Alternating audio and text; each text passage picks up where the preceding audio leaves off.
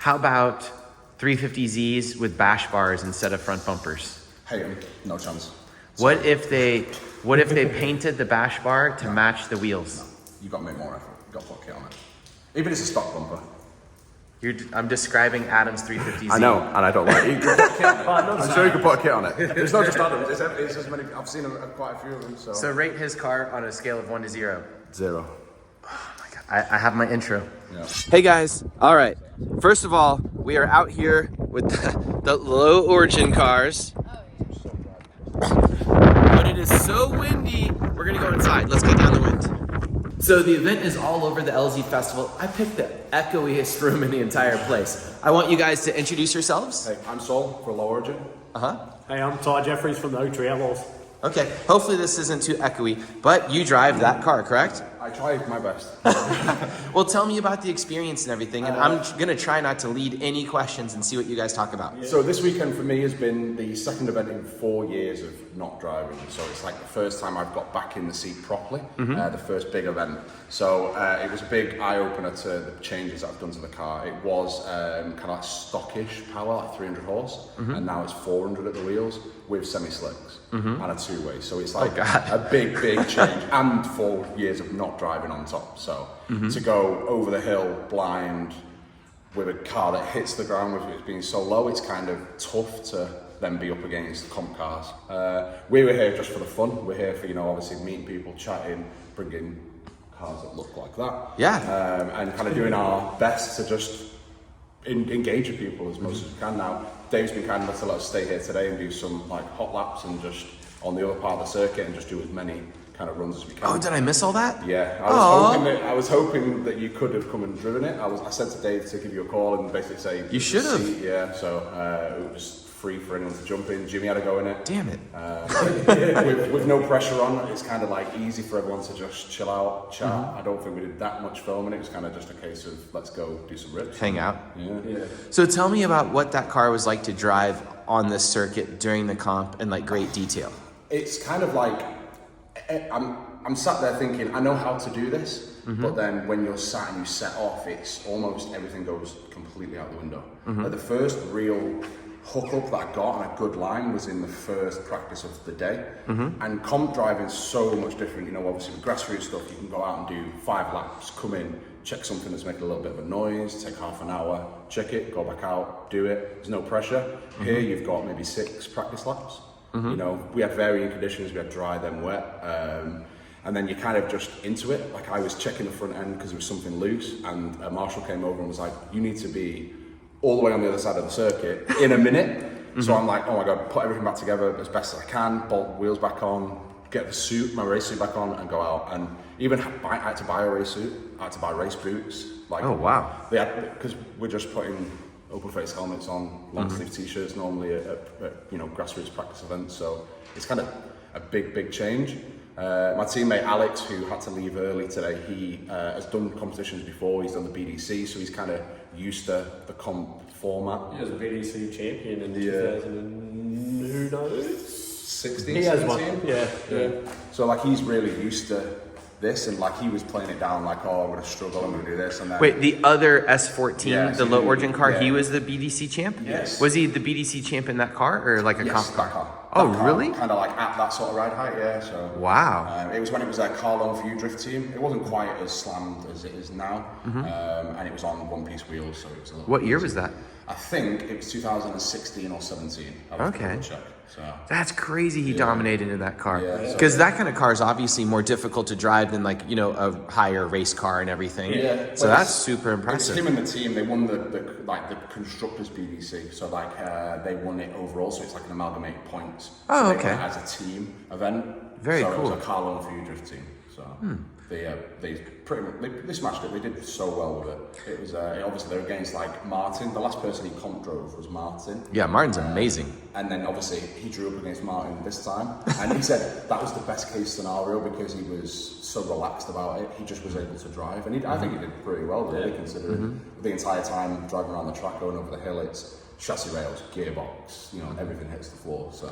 Do you ever think about just raising the car a little bit so it functions for that? Because we couldn't possibly be low origin if we raised raise the cars. Okay. So yeah, no, I understand that and everything. But I was gonna say you also had a problem with like the car roll, hitting the ground on everything. Yeah. So like obviously, I was just wondering if you would just like nibble the car up a little bit until you found the sweet spot. Well, You're like never. No, never. It's pretty much like get ripped and we're that. Really? Yeah, 100%. Wait, but would the internet rather see you like steering bind and like frame rail all the way down the hill and run over your bumper, or would they rather you see the car get raised that much to where it's like perfectly functional? No, because we drive them hard. We crash them, we repair them. I mean, it went off into the gravel pretty hard, and it's still in one piece. Yeah. We put it back together. We make sure it looks as good as it possibly can. That makes sense. And go back out.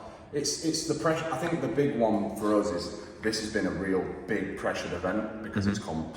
And I mean, up until 3 weeks before, we didn't even know it was a competition. We thought it was a bash event.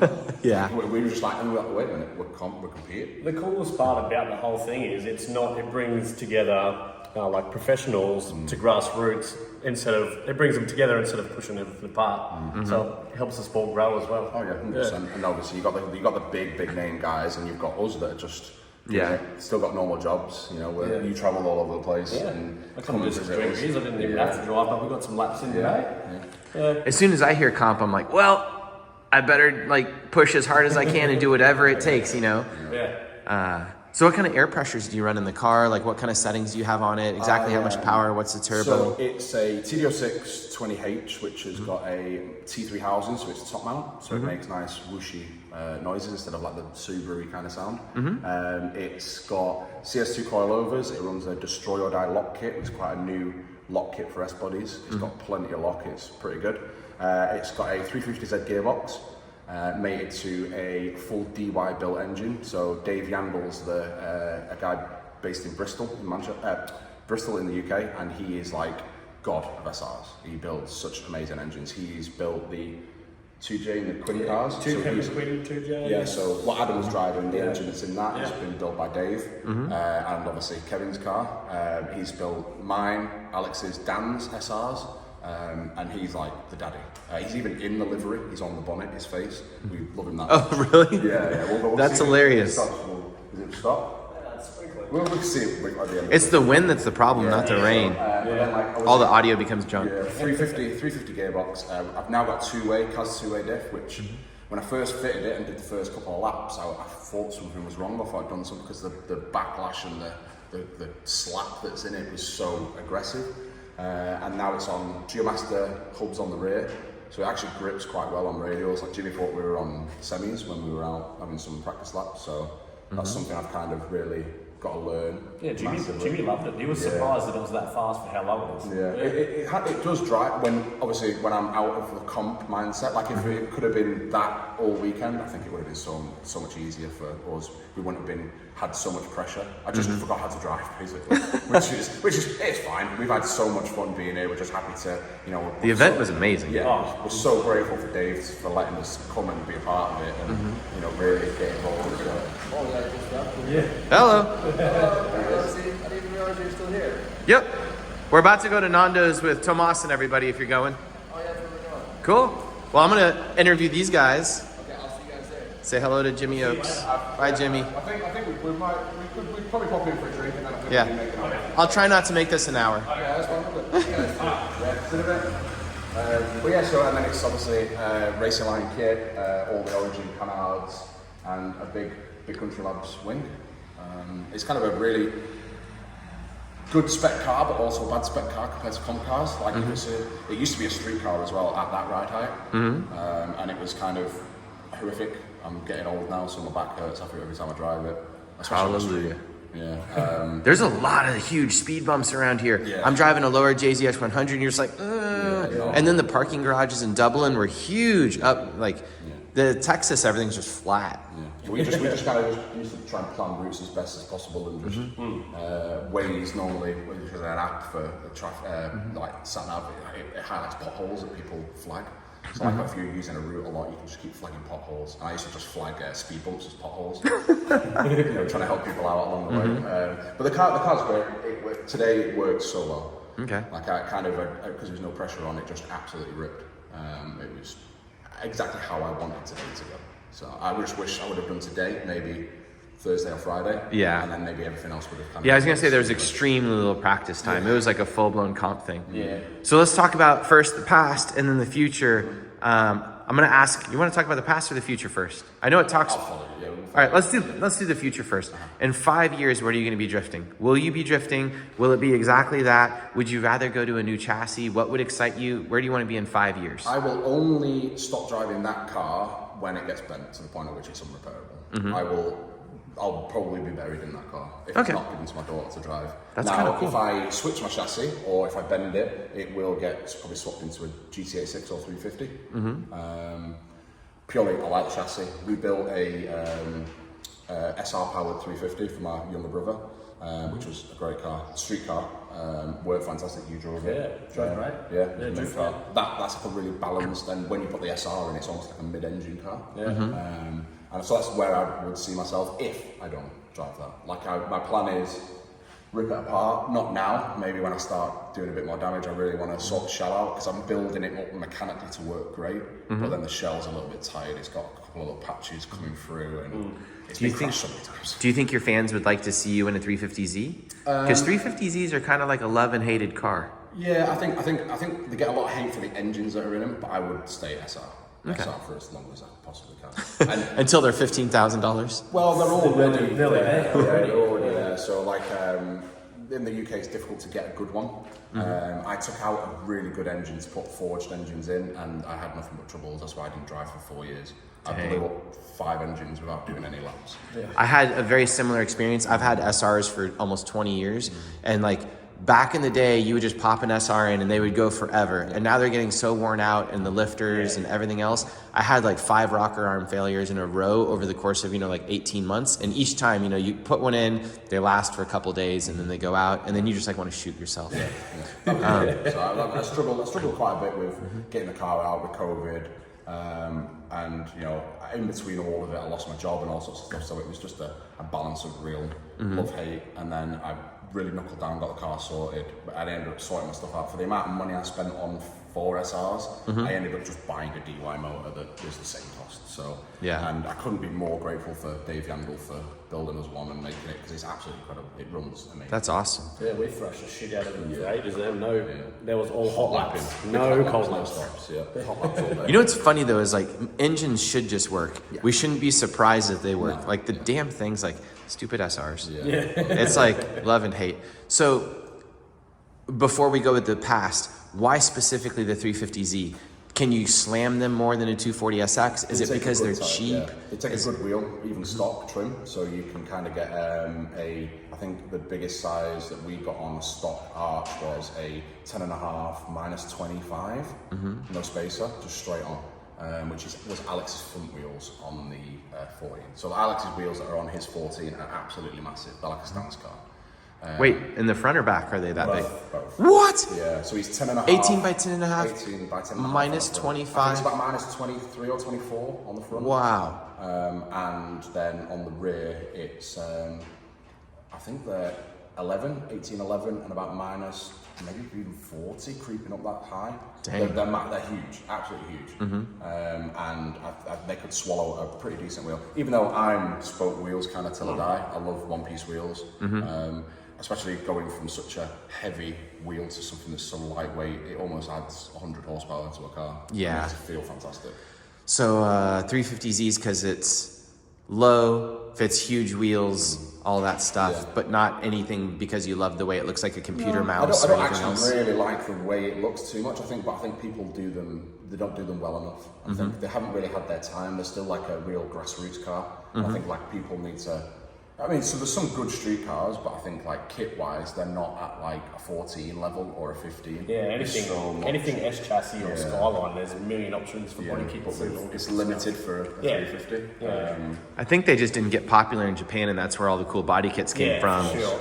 Yeah. And then everything everywhere else body kit form is a copy of something. Yeah. And then like GTA 6, so that was the only other chassis I think I'd probably end up going with, which I think they're a kind of cool looking car. You can make them. Oh, I think they look pretty damn cool. Yeah. That purple one at the event this weekend was beautiful. Yeah, absolutely amazing. When you do kind of minimal stuff to them, keep them kind of street car looking, put a kit on them, they look great. They look good. This would be in low, genuine wheels and good fitment. Yeah.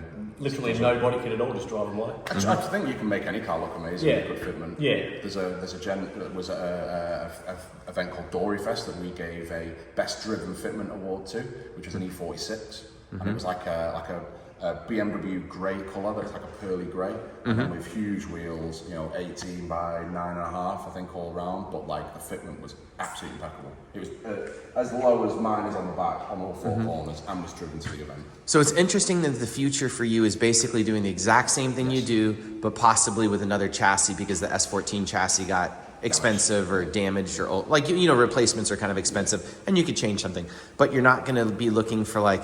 When I think about the future of drifting, I don't really think about the car so much. I think about the cultural experiences of like doing this or finding the next Ebisu or doing Drift Week or, all these different things. I'm always looking for different experiences. Yeah. So anyway, I was just kind of seeing where you would go with that. I'm not trying to lead anything, by the way. I was just curious. It's for us, because we're so, we're kind of cornered, obviously, in England. We've driven to Poland to do Next Level. We've got invites to go to Spain next year. We've come here to Ireland, obviously, to do this, but for us then, Europe is really now become difficult after Brexit, so travelling is hard. Now we've lost so many tracks in the UK, we've kind of got no option but to travel. The dream really would, I've been over to Australia and drove your car, I've driven a couple of the lads' cars over there. We've been to Next Level, 2018. And driving other people's cars is never the same as just driving your own. Yeah. You never, You don't push as hard, you don't feel as comfortable. No. So unless really Low Origin became huge, we all still have full-time jobs and stuff, we'd love to travel around as much as we possibly could, but really until it's kind of either self-sustaining or drifting kind of pays for itself,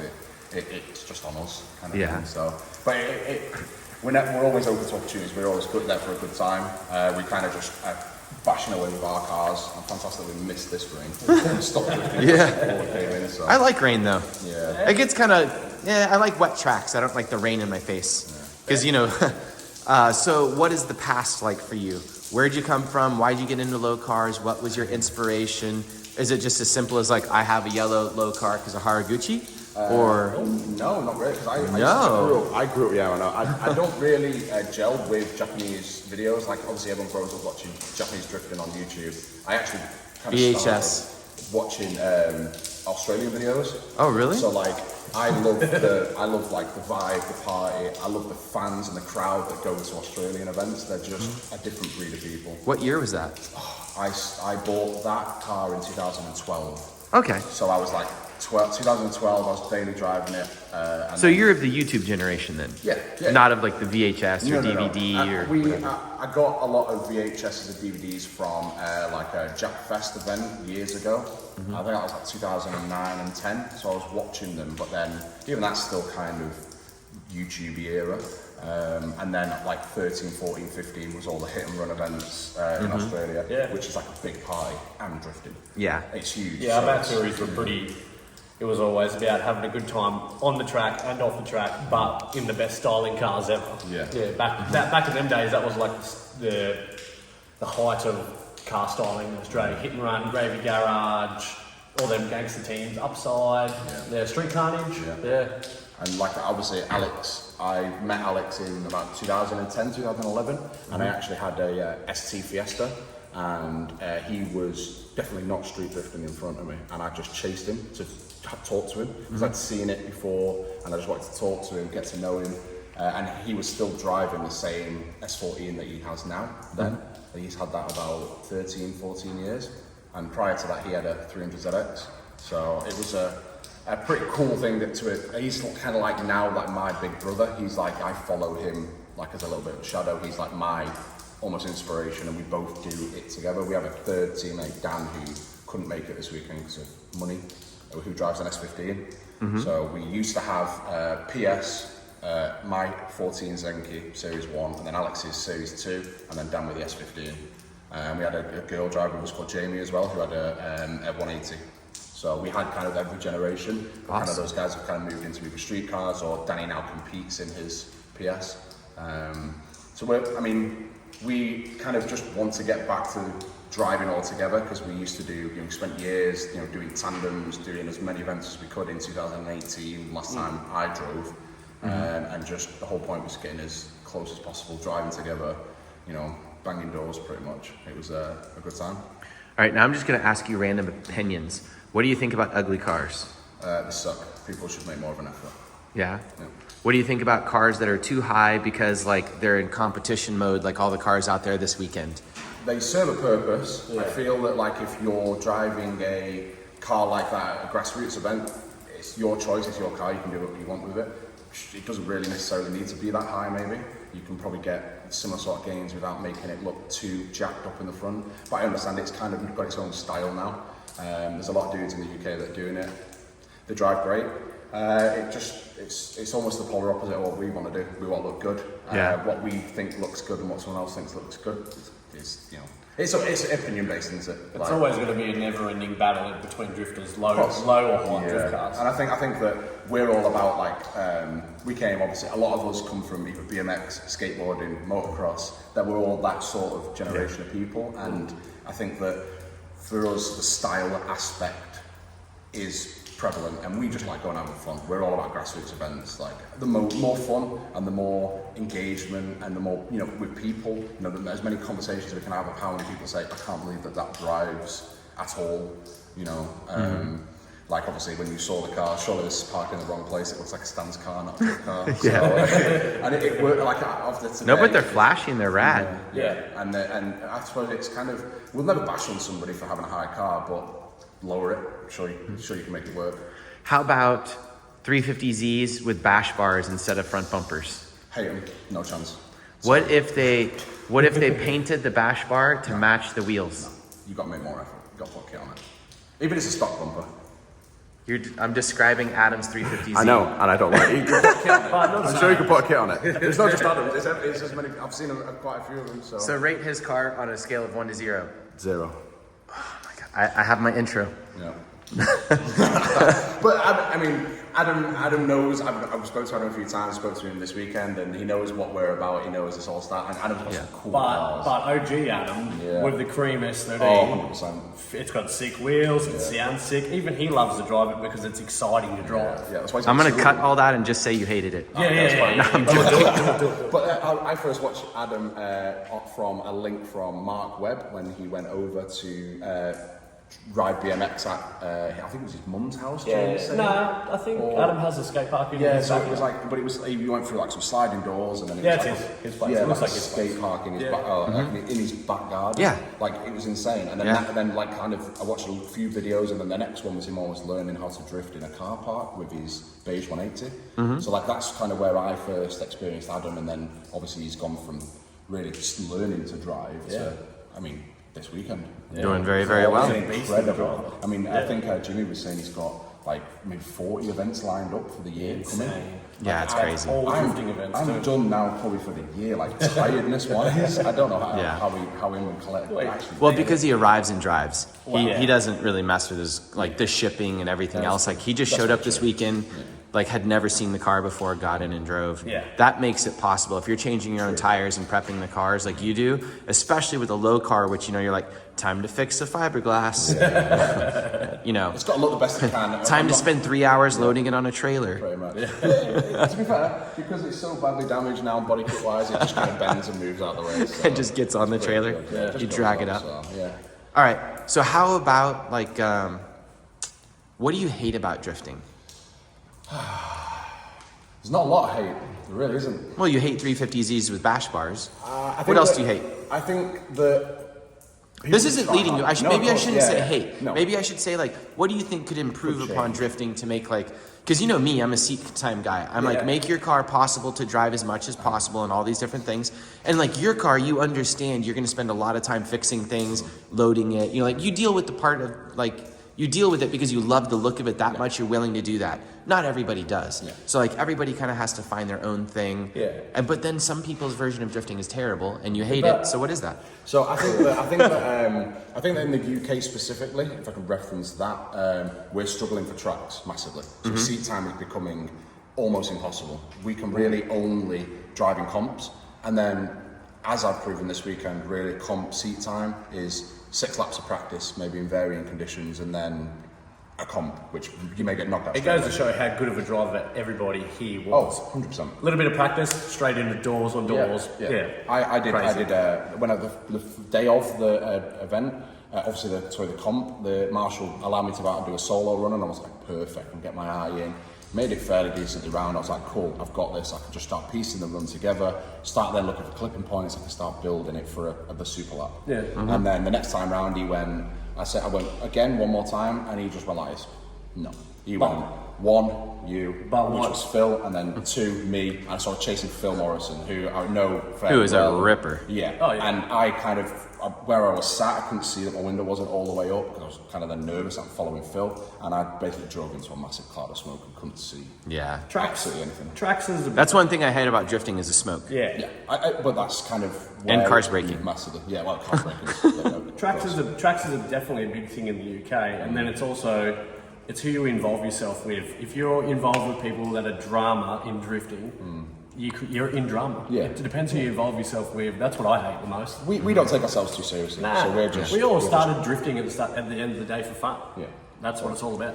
Yeah. So what is the best thing about drifting right now, or like the thing that's getting you excited? Like, I think this event was like a cultural experience and a lot of fun because you feel like you're in a moment. Kind of like, have you all been to Ebisu?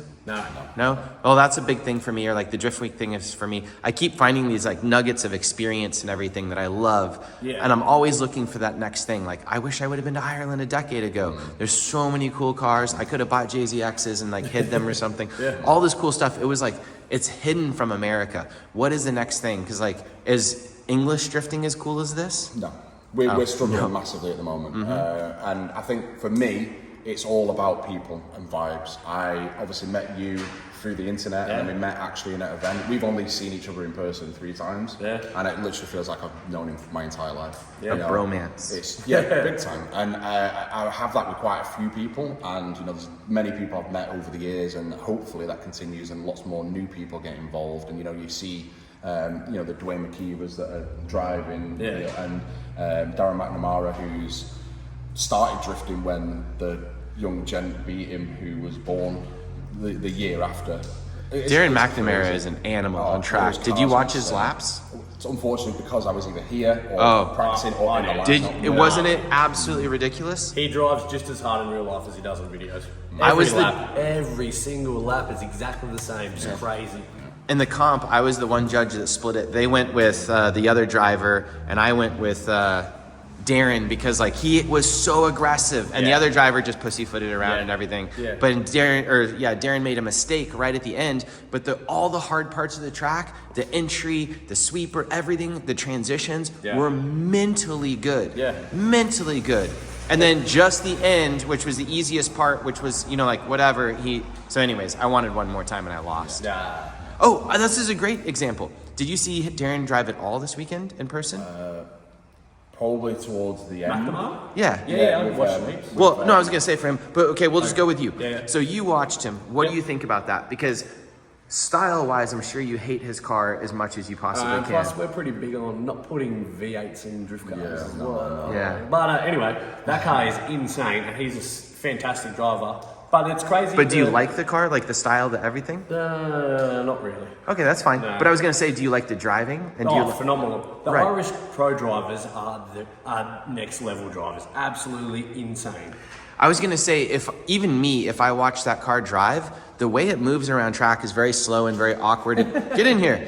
Very slow and like, not slow, but the way it moves is very like controlled. Well, it's controlled, but I'm trying to say it's soft. There you go. But how soft it was, he is aggressive driver. Right, but the way he drove it was insane. Yeah, 100%. Hi, Dave. You did an amazing job. You can run off. I was just putting you in the video for 10 seconds. Here awkwardly in the background going, No, trying to get we're away. interviewing. We got to go to the ferry. Oh, have we? Oh, get out of here. Yeah, we're going back to the UK. Show me the car for 30 seconds. High five for the exit real quickly. And then it was sick to meet you finally. Yeah, and let's walk over here and look at this. It's gonna be too windy. Point out 5 things I wouldn't know about this car, or that are cool or different. Fitment. Ride height. Ride height. I don't know how you get this thing on the trailer. That's ridiculous. 350Z mirrors? 350Z mirrors. Whoa, I've actually never seen that on it. Yeah. It kind of fits Yeah. pretty well. That's the new Ganador? Pretty much, yeah, the cheap. Woo! What else? God, it works now. It's Yeah? fade. You don't have a cutout bumper like all the cars here? Nope. Are you going to do that? Well, amazing about that, I learned something new this weekend. The reason they cut the floors out is so they can change those winter's diffs. Yeah. Easier. And they don't have to jack it up. You just slide under it. So Yep. change it out. Which I thought it was so stupid. When's your winter's diff getting here? Never. Until someone else buys one we want. Yeah. But yeah, so I mean, it's a fantastic car. It works. The engine is great. The gearbox is great. The diff is now great. It all works. Is it open? Yeah, should be. Let's see what it looks like. Stock S14 seat that's in leather. Stock uncracked dash. Is it uncracked? Yeah. That's Well, impressive. I now cut it in half. Yeah, it's to fit the cut, roll but cage, yeah. it doesn't have natural cracks. No, we don't have that much sun in the UK. They let you drive with a bolt-in cage? Yeah, I think the scrutineers were fine with it, so. He has all the carpet. Is it carpet in back? Yep. But no seats in back. No Oh, he seats. just has like aftermarket carpet stretched up there. It's like speaker carpet. Where's your door cards? My brother was in an accident in his car and they were in the boot and it had a 350 diff and the diff smashed the door cards to bits. It normally looks. Is Dave on the bonnet? Glass. Yeah, we've got All right. one of probably the most. He's got the old school gauges. Can't forget SR Daddy. So Oh, unpainted door jams, man. At the car show. At the car show, that's like minus 10. It's gonna be way too windy for this. There's the SR Daddy. Engine builder. All right, guys. Thank you so much. Y'all get to the ferry. I'll see you later, man. Come hang out with us in Texas sometime. Bye. And like always, Lone Star Drift always has an event coming up soon. And next one is round 5 at the Houston Police Academy, September 24th and 25th. Come hang out with us. And I also want to say thank you to all the sponsors because we are lucky to have sponsors in the United States, such as BC Racing, Custom Coilovers, WhatMonstersDo.com, NK Wheels, Valino Tires, ECU Master, KBD Body Kits, and Spec Clutch. And thank you so much for watching, all the viewers, everyone that helps out, everyone that comes to the events. Thank you so much, and I'll see you next time. Bye.